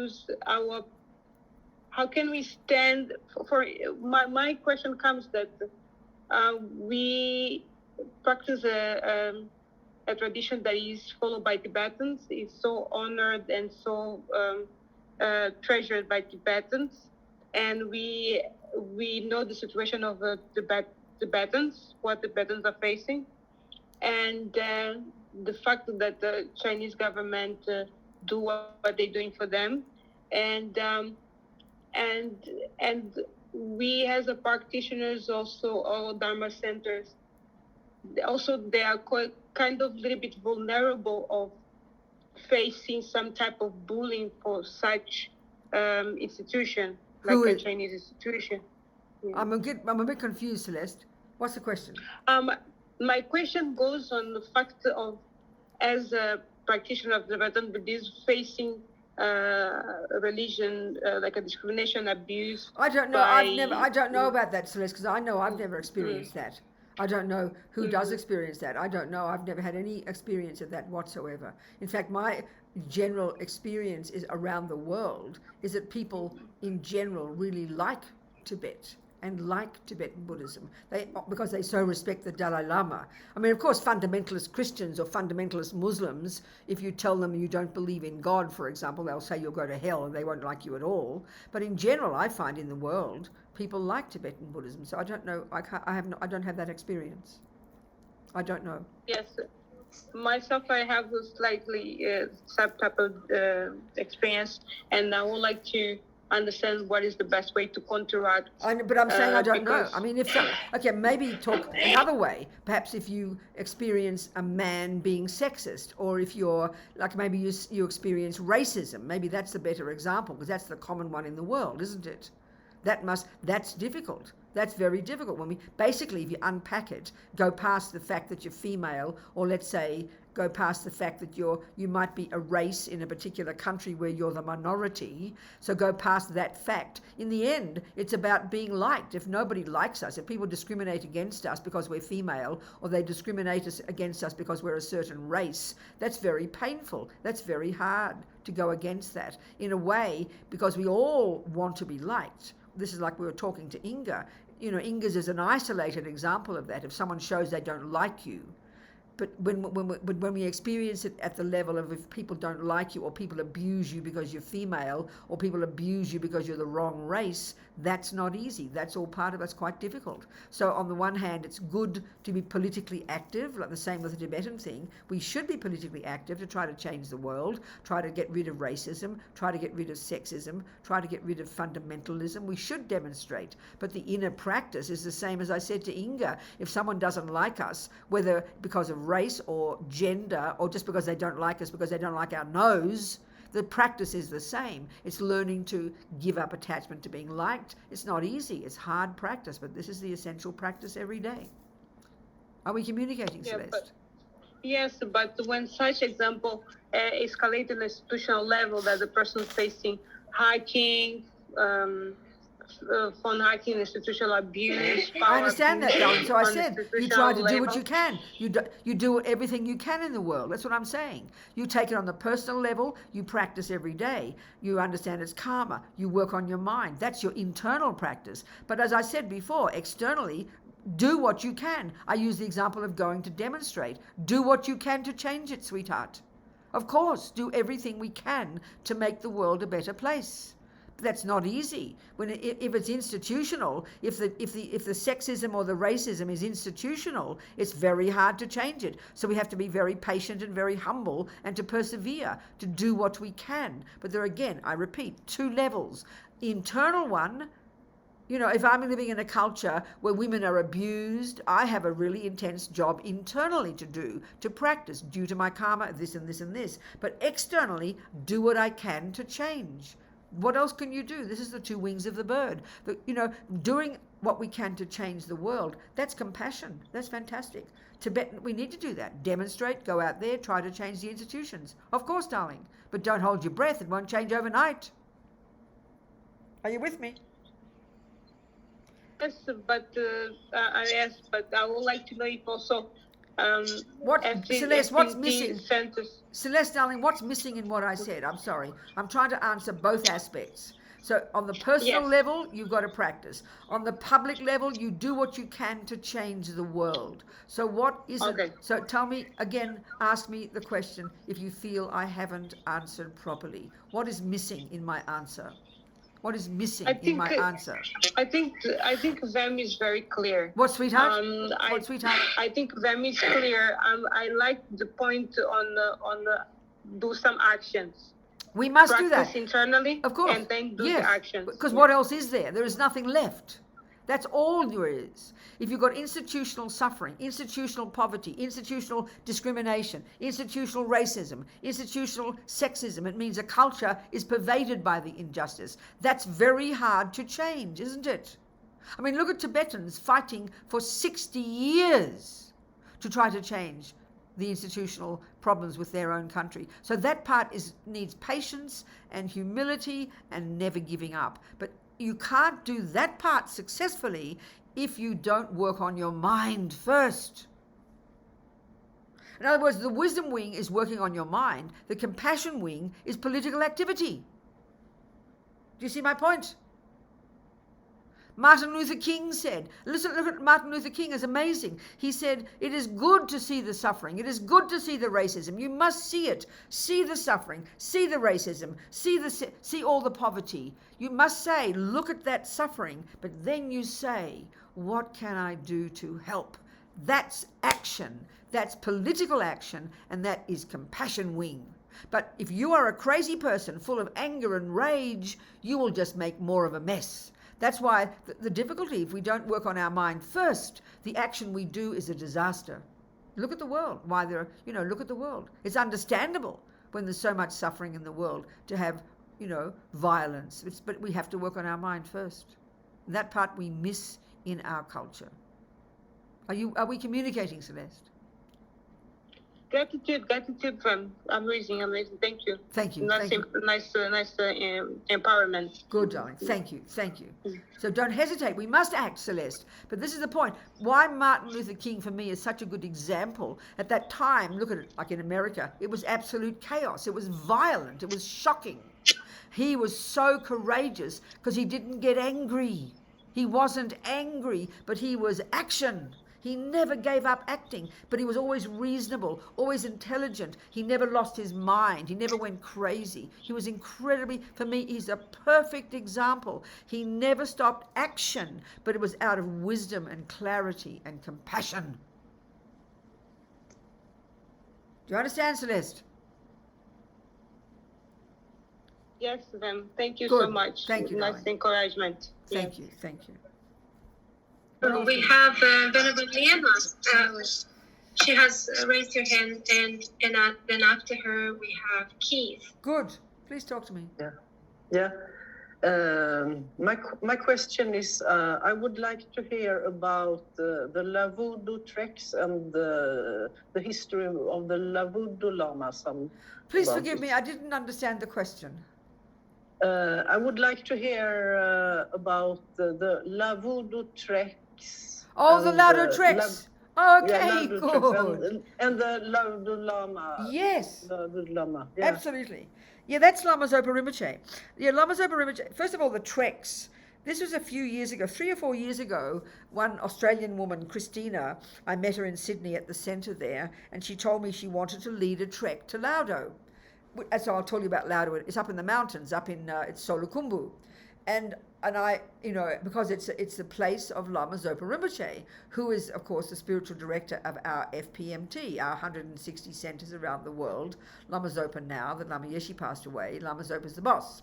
So Christina wanted to go to Laudo, up into the mountains, to do a trek. And then, so anyway, it sort of happened, we discussed, and it turned out that, she invited me to lead the trek, to give teachings and that kind of thing. So we've done about 3 already, but we didn't do one this year because of, the business, obviously. And so it was a very moving experience, So just personally, it was shocking for me because I never walk. I don't walk. If I walk, I'm a city girl. If I walk, I will walk. When I'm in Stockholm, I walk through Stockholm and it's nice and flat. If I'm in Sydney, in London, in New York, I walk in the city. I'm very happy to walk in the city. But to walk in the mountains, to walk in the bush, I cannot stand it. So here in Santa Fe, it's like living in the bush, And I never go for walks. I walk around my table. I circumambulate my table with my computer on it and my Tara statue. That's my walking, okay? So I said, I will go. I have never been on a trek in my life. I was almost having a nervous breakdown trying to buy shoes. I didn't know what you're supposed to have, all these fancy shoes with necks on them. I nearly went nuts. So in the end, I bought these simple shoes, really simple. And then I realized when we went on the trek, all the Sherpas, they wear their flip-flops. I mean, they don't worry about big fancy boots, Anyway, it was exhausting. I thought I would die because I don't go walking. Some people love going walking. So anyway, we started these treks. And they're not expensive. We do 15 days. We start in Kathmandu. We go straight to Kopan Monastery, the main Lama Zopa's monastery in Kathmandu. We've got 500 monks, and then just down the road, 500 nuns, all working hard, all, studying and meditating and doing retreats. So that's, where foreigners come, this Kopan Monastery, since the 70s, Lama Yeshin and Lama Zopa have been teaching courses there. So, we start in Kopan, we stay there a couple of days, then we fly to Lukla, which is the starting off point for all the people who go trekking, for all the people who go to Mount Everest, everything. So we fly to Lukla, and then from Lukla, we walk. So usually, if the Sherpas would do it in a day because it's their world. They can walk easily. But of course, it's like 4,000, it's, 3,000, 4,000 meters. I forget how much. No, it can't be 4,000. 12,000 feet. I forget. It's sort of high. I can't remember in the feet or the meters. Maybe 8,000 feet. I can't remember. Anyway, it's exhausting to walk, but it's people who like walking love it. So we walk over 4 days. 3 or 4 hours a day maximum, and maybe 30 of us go. We have a wonderful team. We've been leading pilgrimages in India and Nepal since 2001, and the team, Amber, this wonderful Nepali man, he's a Buddhist in Kathmandu. He has his team, these wonderful human beings who work with us, who carry our bags and who guide us up there. So we walk 4 days, stopping each evening in one of the little guest houses, and we make it spiritual. We have teachings on the way. We have teachings in the evening. We do meditation, and then we spend 2 days in Namche. Namche is the main town around that area. We spend 2 nights in Namche getting used to the climate, getting the height, and then we do the final walk up to Laudo, which is on a little hill. And what Laudo is, actually, I never know what it means, either onions or radishes. And there's this little cave up there. So Lama Zopa Rinpoche, in his past life, his name was Kunsang Yeshe. He was a Nyingma yogi, a layman. He would do, trade salt and things back and forth between Tibet and everything. And then the last 20 or so years of his life, he decided on this cave. He said Guru Rinpoche gave it to him. So the onions were stored there, or the radishes, I never know which. So he pulled out the onions and he moved in. So he became known as the Radish Lama, the Onion Lama, basically. So he spent the last 20 years of his life meditating, a great, a tantric yogi. And like all these great yogis, he'd learned to completely control his mind, and so completely control the death process. And so he chose his rebirth. This is very common. So he was, this little boy was born not long afterwards, down the hill, in this little village, and the mother had been one of the attendants who would go to the Laudo Lama and, you know, offer food and everything. So this little boy was born. I can't think of his name then. He later got called Tubten Zopa when he became a monk, but I don't know what his name was when he was a little boy, because we'll just call him Zopa. So little Zopa, his sister, who's been running this, so it's now a monastery, it's like a retreat center. There's about 40 rooms there, 30 rooms, I forget, 30 or something rooms, where people come and stay and do retreat. Laudo is near the cave. It's become this little monastery, little center. So we started these treks to help raise money, because they're always poor, you know. So it's his brother and his sister, Lama Zopa's brother and sister. The brother lives in Kathmandu, he's the director. And then the sister, Ani Samten, she's like a couple of years older than me. She's like getting on for 80. I'm 77. So she's 80. And she said Lama Zopa, she was about 6. Oh, she must be more than that then, because she's, whatever she is, she's 70 something, getting on for 80. So she said that, more than 80, that when little Zopa was born, he was unusual. They didn't know who he was. He acted differently from other children. Whenever he played, he always played the role of a lama, and he'd make mud pie dorjies and mud pie bells and mud pie dorma cakes, tormas, and he'd always say his benefactors were coming to puja, and he would list all the names of his previous life benefactors. So he'd act, you know, very unusual, and she said he always acted different. So eventually, often when he was a little boy, before he could even walk, every time the mother would turn her back, little Zopa would be gone. And they would find him crawling up the hill to the Laudo cave, you know. So they'd find him in the little spot called the resting place, halfway up the hill, and he'd be asleep, curled up asleep with his little bare bottom, you know. So they'd drag him home. And from the time... Excuse me, Venerable Robina, by mistake, I muted you. I got Sorry. it. So from the tiny little boy, they'd find him crawling up the hill. So they'd drag him home, and then from the time he could talk, the same. So they would grab him and say, "Come home." He'd say, "No, that is my home," and he'd point to the cave. So anyway, eventually, when he was very little, 5 or 6, I think, maybe 7, the mother checked up with the local lamas. They did divination, and they said, yes, it would seem he is the reincarnation of the Laudo Lama. So anyway, eventually, he was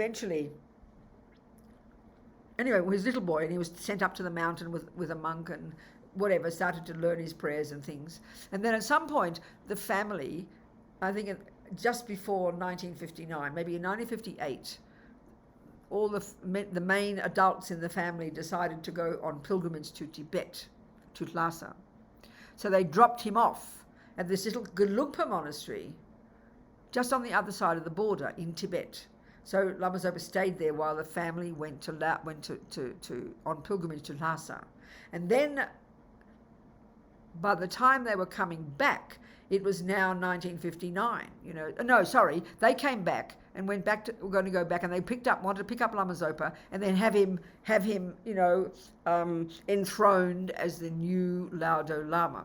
So anyway, he didn't want to go. He wanted to stay there. He rather enjoyed the Gelugpas. They're all Nyingmapas up there. He rather enjoyed the Gelugpas. He liked the strictness. He learned, he had a little teacher there. He was wearing his robes. So he refused to go back with them when they came back from Lhasa. So in the end, they tried to force him. He refused to go. He would take all his clothes off. He refused to go. He wanted to stay there in the little Gelugpa monastery.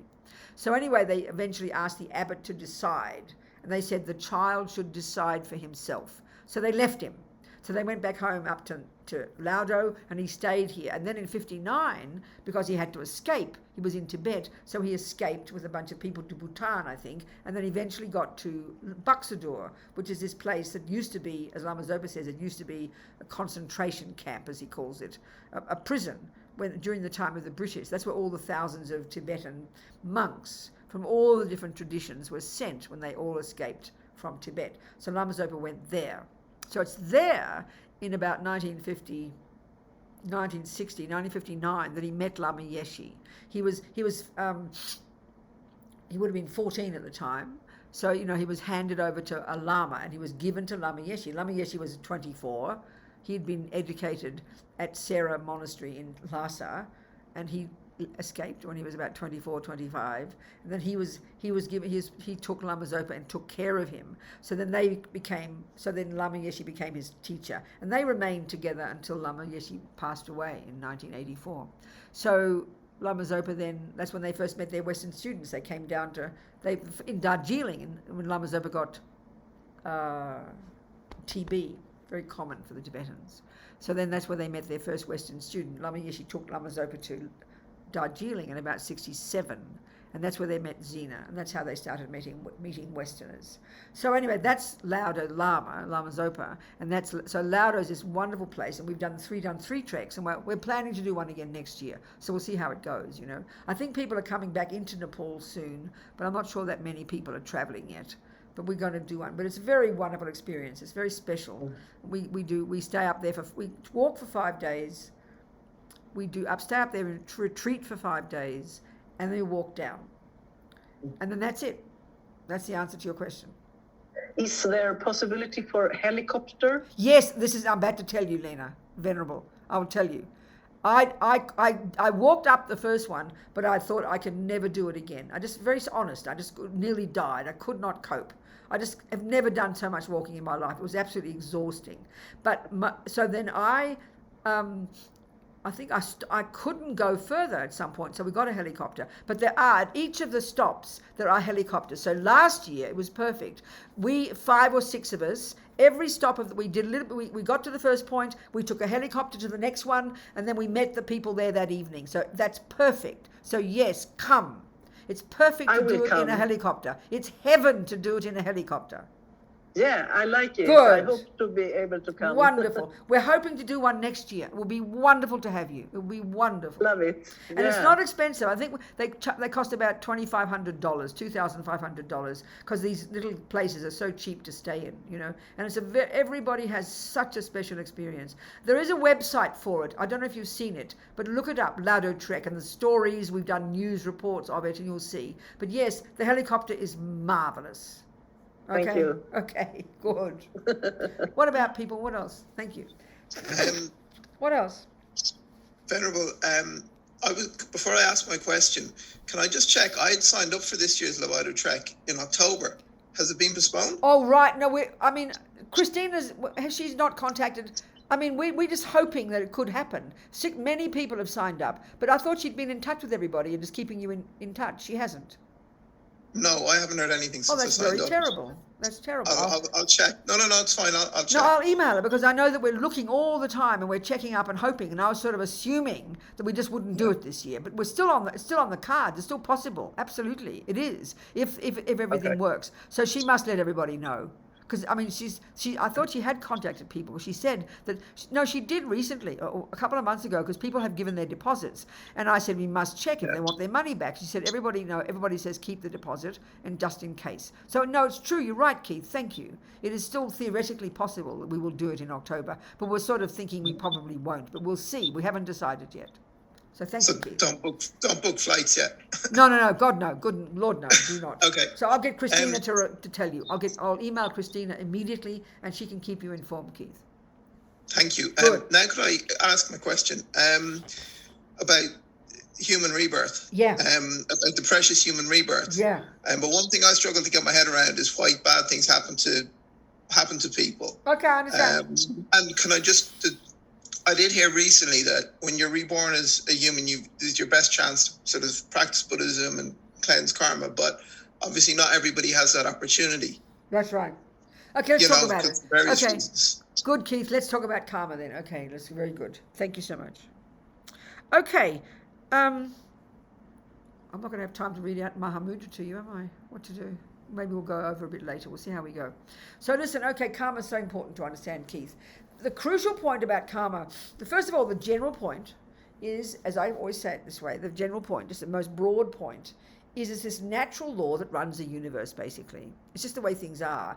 And the precise point is that every millisecond of whatever anybody, any monkey or dog or human or ant or any being, whatever goes on in their mind, programs them, or as they would put it, the Buddha puts it, sows seeds in the mind, and seeds ripen in the future as either our happiness or our suffering. And we know that they're simple words, and we know there are variations of happiness and variations of suffering. So basically the crucial way to answer your question, Keith, and when we can understand this, it really helps us understand things, is there are 4 different ways that karma ripens. It's like 4 separate tracks of karma.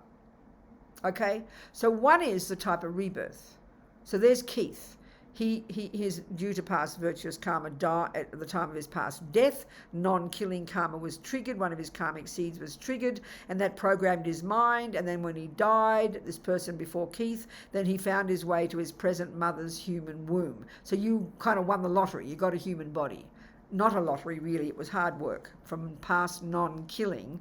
Particularly, Lama Zopa says, but from living in vows of good ethics, you know. So that's the first way your karma ripens. Now, the second one is your mind. Everyone, I mean, there's Mother Teresa and there's Hitler and there's everyone in between. You get my point here? They've both got the human body, which is the fruit of one particular kind of karma. Now there's the second track of karma, which is called the tendencies similar to the cause. Basically the personality traits. So Mother Teresa's karma, she got a human birth, but there's another track of karma from other karmic seeds, and she obviously seemed to have a pretty good tendencies, kind, compassionate. Do you understand what I'm trying to say? But look at Hitler, and look at all the variations in between Hitler and Mother Teresa. All of us. Lots of us have negative tendencies. The tendency to lie or kill or steal or harm. Look at the world. So that's the second way our karma ripens, the type of mind and our type of mental tendencies. So we don't get these from mummy and daddy. We bring these with us. So far so good. Now the third one is what you're getting at. The third one is called experiences similar to the cause. So you can have a person, let's say, like many of my friends in prison, like one particular one, this Sunny, I always quote the example of this woman who was on death row. I think unmute because it makes a funny sound. I think there's some reverberations, yeah. So I always use the example of a person I know in prison, she's now out, who was completely innocent, on death row, accused of murdering 2 policemen, treated like an animal. Her husband was executed, his head burst into flames, she lost her children, the most intense suffering you could ever imagine. But she's a nice person. She didn't do a damn thing wrong. She was this nice Jewish hippie girl who got wrongly accused. So the question is for you, why do bad things happen to good people? That's your question, right? Well, due to her past karma, she's born as a human. Due to another lot of karmic tendencies, she's got her own personal tendencies. Lots of good tendencies. She's kind, she's generous, she's a good person, right? The third kind of karma, they're separate tracks of karma, Keith. We've got billions of karmic seeds in our mind. The third one is called experiences similar to the cause. Well, obviously, if she's been not believed, she's due to past lying. If she was treated badly, it's due to treating people badly. It's everything that happens is due to actions you've done. But there's different levels of karma. The fourth one is environmental karma. So so you can have a person who's a really bad person. I mean, I'm not saying Mr. Trump is bad or not bad, but let's just say Mr. Trump is who he appeared to be, to some of us, to be a really crazy guy. But look at the people who adore him.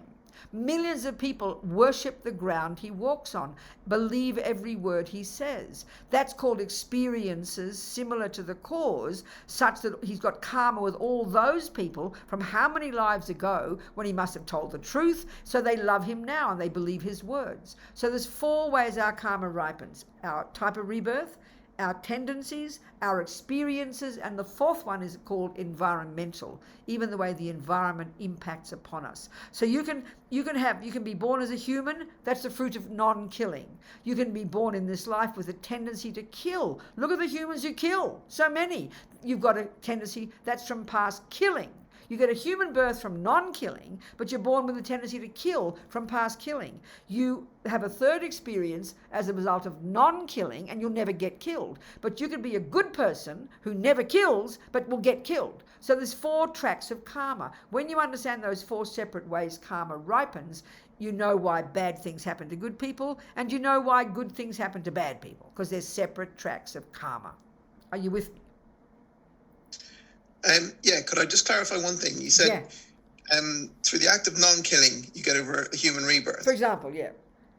But then you can still be you can still kill people in this life. But that's what I from said. The act of killing. But Keith, that's what I said. There's 4, put it this way, there's 4 bank vaults. They've all got millions of different seeds in them, all from past actions. So you can have at the same time a good rebirth due to non-killing, but your other bank vault has got lots of killing seeds in it, so you get born with a tendency to kill. And your next bank vault has got lots of non-killing seeds in it, and in this life you won't get killed. It's not just one-dimensional, it's multifaceted, it's super subtle, it's super nuanced. There are billions of karmic seeds in our mind.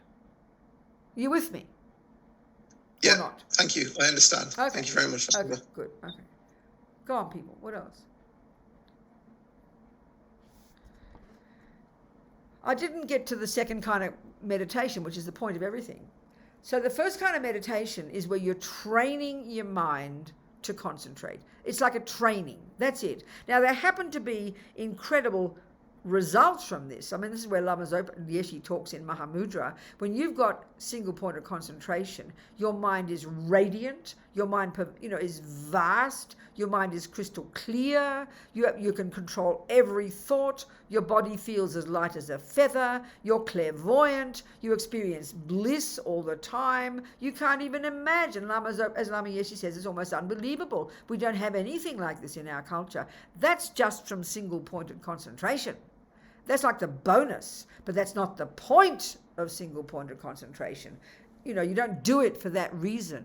This is just pointing out the amazing potential of the human mind. So the reason you want single pointed concentration is so you can go to the second mode of meditation and get insight.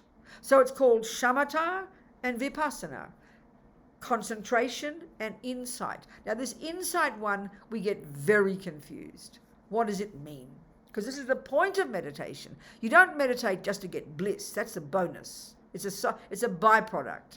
The only reason you train in concentration is so, in the big picture point of view, so that you can go to the second mode of meditation with your subtle mind and unpack and unravel the nonsense. So there's different ways of doing this. So in Mahamudra, there's a very particular method of getting the insight based on concentration. In Tantra, you use concentration and then you visualize the Buddha. That's the insight level. So insight's a simple word. In English, it's great. And I think in Italian, in Spanish, in French, it's a very funny word. But in English, it's a great word. Look at the word, insight, inner seeing. It's not cosmic. Like if you just sit, it's used in ordinary daily life. You're thinking through a problem. You can't work out why something's going wrong in your daily life. And you go, I thought about it, and then I got a bit of insight into the problem. That means you get some experiential understanding of something. That's exactly what we all need. So you've got to get concentration so that you can get insight. Insight into what? Insight into how things are, for goodness sake. What else? The final insight is into emptiness, which we have not talked about. We have to come back for that another time. So insight just simply means knowing, getting wisdom, knowing what's going on. So obviously, to even make a cake, you need concentration. Can you imagine to unpack and unravel all the nonsense and to finally realize emptiness, you need really good concentration. Because it's only, as Lama Yeshin says in Mahamudra, it is absolutely impossible to get insight into emptiness until you have got concentration, because it's the delusions are so heavy and so primordial. So you've got to have that laser-like focus at the subtler level of mind, of concentration. Only that level. It's almost, for me, I like to call that level of mind like the microscope of your mind. It's only at that level can we really do the unpacking and unraveling and realize emptiness, which cuts the root of all suffering. But we also need insight into karma, insight into impermanence, insight into everything.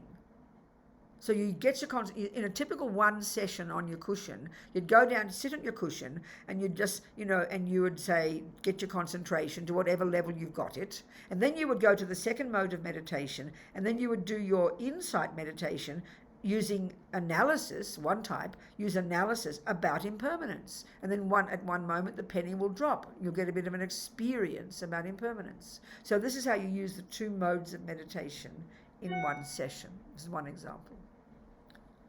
So that's about it, really. We're practically done. Our time has gone like a dream. I'm so sorry. Any more questions before we finish? 8, 10, yes, 2 hours gone, isn't it? Wow. What else? What do you think, Inga? What do you think, Amanda? Time to go? We'll do like 1 minute of concentration, 1 quality minute. So just get your body comfy. His Holiness the Dalai Lama says it's always really good to start your session in full lotus position, because this has been found by all the great yogis to be the most conducive for all the subtler energies in your subtle mind to flow really clearly, you know. And of course, if you're a great yogi in the mountains meditating for months on end, you don't topple over. It's very practical. If you have your legs in full lotus, you stay upright. So if you can do that, fine. If not, have one leg on the other thigh. If not, that regular cross-legged. If not that, sit in a chair, whatever. First point is your legs. So if we're in a chair, it's really important you don't slump into the back of the chair. So hold yourself upright, sit upright, and then have your feet firmly on the ground. So the next one, your legs, and then your bottom. If you're sitting cross-legged, you need to find a cushion that works well for you, so that your coccyx is slightly thrust upwards, you know, so you can sit comfortably. The next one is and if we're sitting in a chair, you really make sure you don't slump. But the next one is your shoulders, your hands. Here's a typical mudra or gesture, but people do different ones. It's up to you. Left underneath, right on top. Then there's your shoulders. So have them relaxed, but square, upright, not slumping. But what's really important is when we put our body upright, we then tense all the muscles around the abdomen. They don't say this in the text. So relax, put your body upright, but relax the muscles. Relax. Flop your muscles.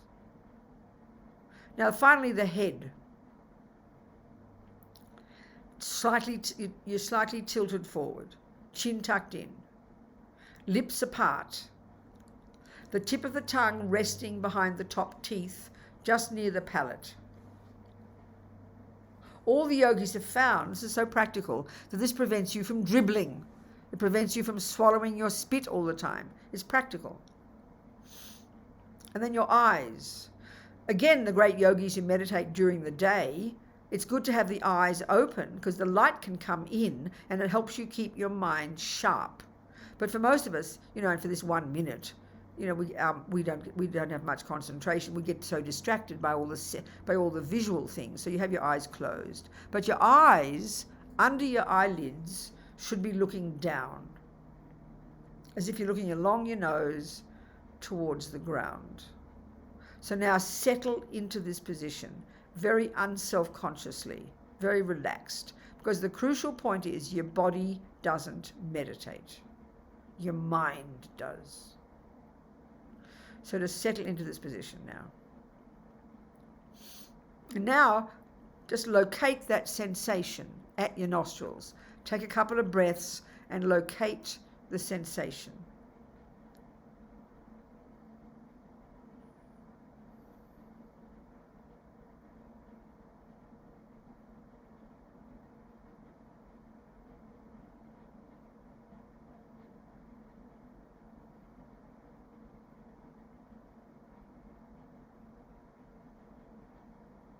Okay, so now for 1, maybe 2 minutes, quality minutes.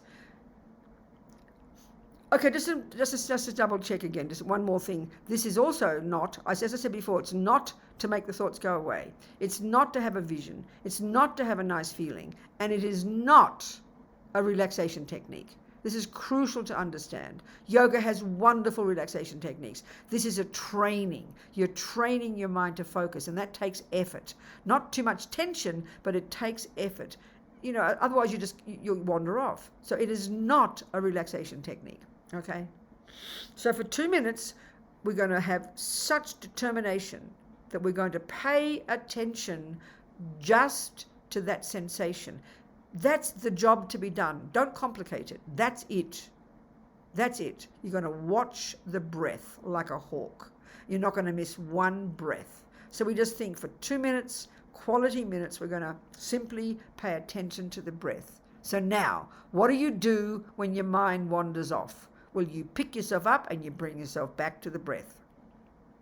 It's like you're trying to ride a bike as a little girl. You get on the bike on the left side, you fall off on the right side. You don't space out and look at the sky. You get back up on the bike and you fall off again, and you get back up and you fall off again. It's just training, people. Don't be frustrated. So the thoughts are going to be there, and they're there all the time. But because you're watching your breath, you've got to kind of notice them out of the corner of your mind, but let them be. Your job is not to criticize. Your job is not to wish the thoughts weren't there. Your job is not to have a conversation with them. Your job is not to identify them. It's like a bunch of people all shouting outside your window. You don't wish they'd go away, but you don't pay attention to them. You keep your attention on the breath. It's a very simple thing, but it needs effort and determination. So for 2 quality minutes, simply watch your breath. Pay attention to the breath.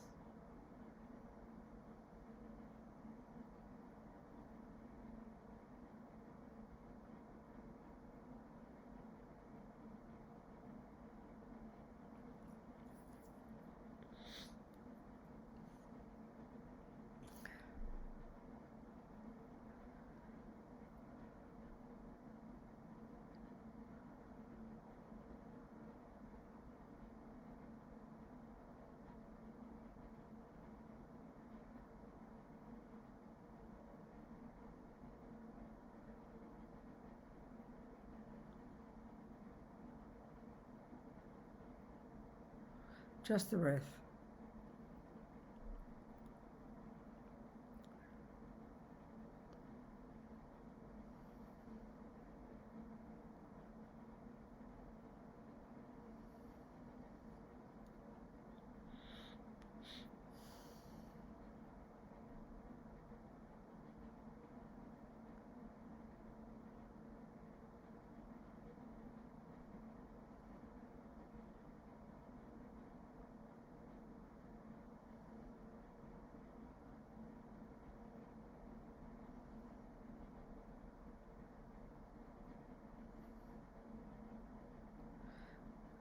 Just bring your mind back to the breath. That's it.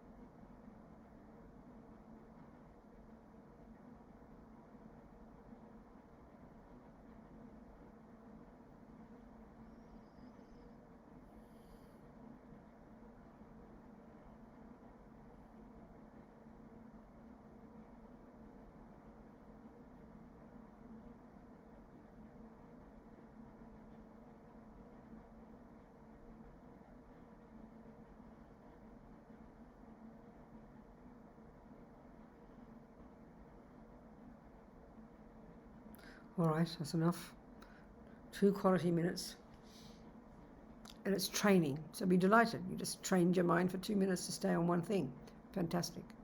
But just to finish with this thought, we mightn't sit down and do formal insight meditation on our cushion, but how you use this in daily life, it's effectively the same as insight. So what happens is, I'm sure we talked about this, the more you train your mind like this, the more you train yourself to stay focused. What you're doing is you're training yourself just not to follow the thoughts, isn't it? You're not going to make, they mightn't go away, but you're training yourself not to follow. So that means you're stepping out of your head. And naturally, you're going to hear the thoughts more clearly, which is why we think we're getting worse, but we're not getting worse. We're just seeing them. So in daily life, you bring this skill into your life. So normally when you're washing the dishes, you're just mindlessly thinking all these thoughts without not knowing what's going on. So you're washing the dishes, driving the car, talking to the kids, but you're becoming more aware of the thoughts behind. So you're watching, you're doing your job, but you're also watching your thoughts. And that's what insight in the day is. You listen to your own mind, you're about to get angry, and you argue with yourself. Oh, shut up, Robina, give it a break. You're becoming conscious. This is very practical, you know. Bring it right down to earth. Don't mystify this stuff. So that's it. Thank you very much, Amanda. Thank you, Inga. Thank you, Venerable. Thank you, everybody. Gratitude, Venerable Robina, Yeah. so much. Good. And we're just doing 2 prayers. The dedication prayer, just thinking that these seeds we've planted, all these thousands of seeds we've planted, may they ripen in the future as we motivated, as our own Buddhahood, so we really can be a benefit to others. And make it this bodhicitta, we didn't talk about it, but this amazing aspiration to benefit others. May it grow and grow in the hearts of all. Kewadi Nududag Lama Sangye Rubgyune Drowa Chikyang Malupar Dei Salar Gopashok Jangchub Sem Chog Rinpoche Ma Ke Panam Ke Gyuchig Ke Panyampa Me Payang Gong Ne Gong Du Pravashok.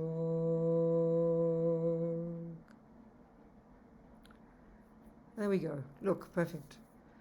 Thank you, everybody. Thank you, Edgar. So kind. Thank you, all you Latvians, all you people. Much love to all of you. Thank you, sweethearts. See you somewhere again. Who knows? See you in Laudo, Venerable. I'll let you know. Okay, darlings. Bye. Thank you.